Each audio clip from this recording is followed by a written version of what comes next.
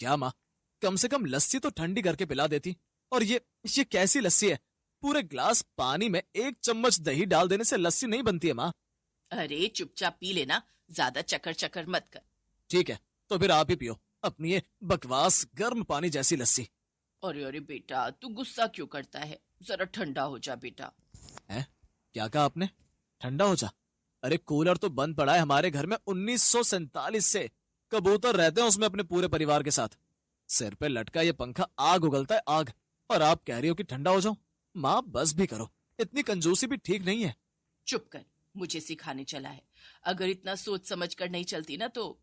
बस बस, अब फिर से आप अपना बचत पुराण मत शुरू करो। जा रहा हूं मैं। इतना कहकर रंजीत वहां से चला गया। रंजीत जब छोटा था तभी उसके पिता की एक हादसे में मौत हो गई थी, जिसके बाद उसकी मां कमला ने बड़ी मेहनत और मुश्किलों से रंजीत को पाल पोस कर बड़ा किया था।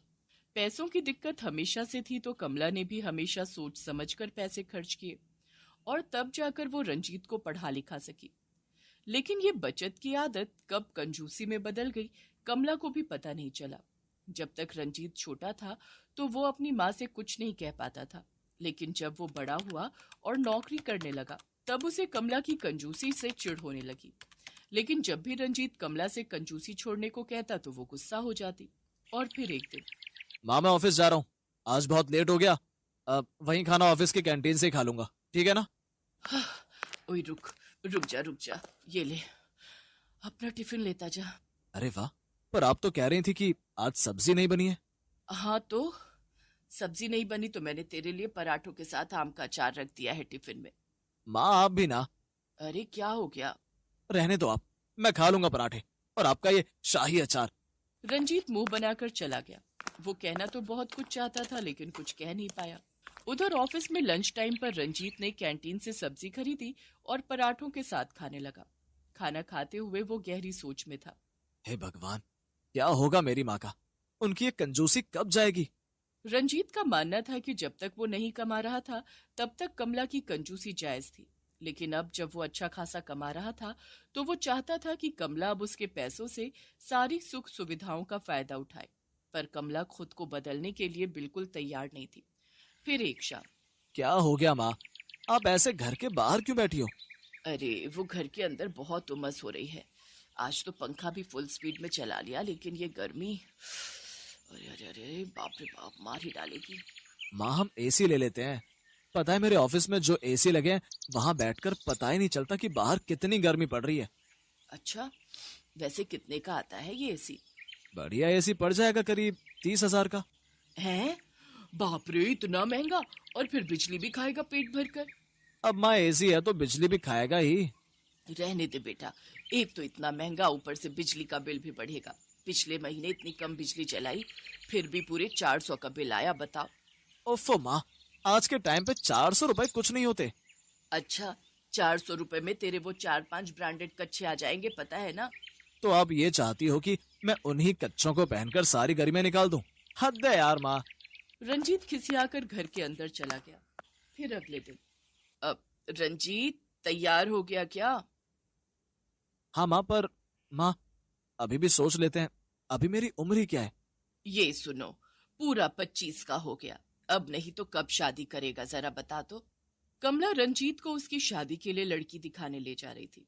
रंजीत ने जब ममता को देखा तो पहली ही नजर में उसे दिल दे बैठा। वो बहुत सुंदर और सुशील थी। कुछ ही दिनों में चटमंगनी और पटब्याह भी हो गया। ममता विदा होकर अपने ससुराल आ गई। फिर अगली सुबह ममता जल्दी उठ गई। उसे प्यास लगी थी तो वो किचन के पास आई, जहां उसने फ्रिज देखा। लेकिन फ्रिज खोलते ही वो चौंक गई। हैं? ये क्या? फ्रिज में कपड़े कौन रखता है? कमला के घर में फ्रिज तो था पर उसने कभी फ्रिज को चलाया ही नहीं, बल्कि वो तो फ्रिज को अलमारी की तरह इस्तेमाल करती थी। ममता फ्रिज को देख ही रही थी कि तभी पीछे से कमला आ गई। क्या देख रही हो बेटी? वो फ्रिज में कपड़े, ये? अरे वो हुआ यूं कि सूटकेस में छेद हो गया था तो मुए चूहे उसके अंदर घुसकर कपड़े कुतरने लगे, तो मैंने। तो आपने कपड़े फ्रिज में रखने शुरू कर दिए? पर ठंडा पानी वो कहाँ मिलेगा माँ जी? पानी? अरे वो तो रहा सामने, उस घड़े में। हम उसी से पानी पीते हैं। और पता है, ये तेरे ससुर जी लाए थे जब रंजीत मेरी गोद में था। इस घड़े का पानी इतना ठंडा होता है ना कि दुनिया भर के फ्रिज फेल हैं इसके आगे। अब अच्छा ठीक है। जैसे जैसे वक्त गुजरा ममता समझ गई कि उसकी सास आला दर्जे की कंजूस है। फिर एक शाम, माँ जी अब टीवी देखें। अरे क्या करोगी टीवी देखकर? टीवी पर भी ना आजकल बस गंदगी ही दिखाई जा रही है। हाँ ये भी ठीक है। टीवी से अच्छा तो पड़ोसियों और दोस्तों से ही बात कर लो। अरे माँ जी याद आया, वो जब कल मैं छत पर कपड़े सुखाने गई थी ना, तो बगल वाली आंटी भी छत पर ही थी। मैंने उन्हें नमस्ते कहा पर उन्होंने कोई जवाब ही नहीं दिया। उन्हें कुछ कम सुनाई देता है क्या? क्या? अरे उसे कम सुनाई नहीं देता, बल्कि उसने तुझे अनसुना कर दिया। वो कहाँ बात करती है हमसे? मेरी तो कई बार उससे लड़ाई हो गई। कमला की बात ममता को कुछ ठीक नहीं लगी और फिर उसी रात उसने रंजीत से इस बारे में बात। देखो ममता, जिन आंटी को तुमने देखा था उनका नाम जानकी है। पहले हमारे और उनके बीच में बहुत अच्छे रिश्ते थे, पर माँ की कंजूसी की वजह से रिश्ते खराब हो गए। वो बुरी नहीं है, पर हम उनसे बात नहीं करते, इसलिए वो हमसे बात नहीं करती। रंजीत और ममता की शादी को 1 साल बीत गया और गर्मियां फिर लौट आईं। इस बार गजब की गर्मी पड़ रही थी। फिर एक दिन ममता की तबीयत अचानक खराब हो गई। उसे तेज बुखार था। ममता ने रंजीत को फोन किया तो वो ऑफिस से दौड़ा चला आया। अरे ममता, तुम तो बुरी तरह से तप रही हो, चलो डॉक्टर के पास चलते हैं। अरे तू चिंता क्यों करता है? बस बुखार ही तो है। मैंने खिचड़ी बनाई है इसके लिए। शाम तक ठीक हो जाएगी, तू चिंता मत कर। और ये ले पानी, इसमें पट्टी डालकर इसके सिर पर रख दे। फिर देखना कैसे झट से इसका बुखार उतर जाएगा। रंजीत ने जैसे ही पानी को छूकर देखा तो वो हल्का गर्म था। रंजीत के सब्र का बांध अब टूटने लगा और वो गुस्से से बोला। बस माँ, बहुत हो गया। आपने अब तक जो किया सो किया, पर अब और नहीं। आपने तो कंजूसी की हद ही पार कर दी है।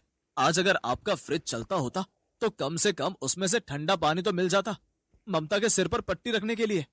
अरे तो भड़क क्यों रहा है? जा कल्लू जूस वाले की दुकान से 5 रुपए की बर्फ ले आ। उसमें कौन सी बड़ी बात है? माना कि बीवी है तेरी, पर मेरी भी बहू है। अब मैं कोई दुश्मन थोड़ी ही हूँ इसकी। बस भी करो माँ, कितनी कंजूसी दिखाओगी? अब बस बहुत हो गया। तुम तो बदलोगी नहीं, लगता है अब मुझे ही कुछ सोचना पड़ेगा। अब तुम्हारे साथ रहना बड़ा मुश्किल है माँ। गुस्से में रंजीत ने बहुत बड़ी बात बोल दी थी।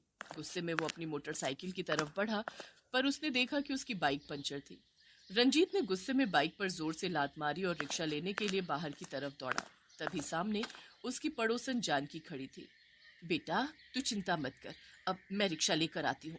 तू ये ले, ये फ्रिज का ठंडा पानी है। तू जाकर बहू के सिर पर ठंडी पट्टी रख दे, तब तक मैं रिक्शा ले आती हूँ। Thank you aunty. पर, पर आपको कैसे पता चला? अरे जब तू अपनी माँ से लड़ रहा था तो मैं बाहर ही थी। मैंने सब सुन लिया था। अब जल्दी कर। फ्रिज के ठंडे पानी की पट्टी रखते ही ममता को आराम आने लगा। तब तक जानकी भी रिक्शा लेकर आ गई। रंजीत ममता को रिक्शे में बिठाकर डॉक्टर के पास ले गया। उधर कमला ने जानकी के सामने हाथ जोड़ लिए। मुझे माफ कर दे जानकी। अरे अरे क्या कर रही है? रहने दे। तेरी बहू मेरी बहू। पर कमला, अब तू कंजूसी छोड़ दे, वरना बुढ़ापे में बहू के साथ साथ बेटे से भी हाथ धो बैठेगी। सही कह रही हो। मेरी कंजूसी की वजह से रंजीत ने तो सहा ही है। ममता भी बेचारी चुपचाप सहती रही। चल कोई बात नहीं, आज चल तुझे चाय पिलाऊं। देख मैं कल आऊंगी। अभी मुझे फ्रिज साफ करना है। फ्रिज से वो काम लेना है जिसके लिए वो बना हुआ है। अपने बेटे बहू से दूर हो जाने के जिक्र भर से ही कमला सिहर उठी थी। तो अब जाकर उसकी समझ में आया कि उसे बदलना ही होगा। और इसकी शुरुआत कमला के उस फ्रिज से ही हुई, जो अब तक बस एक अलमारी बन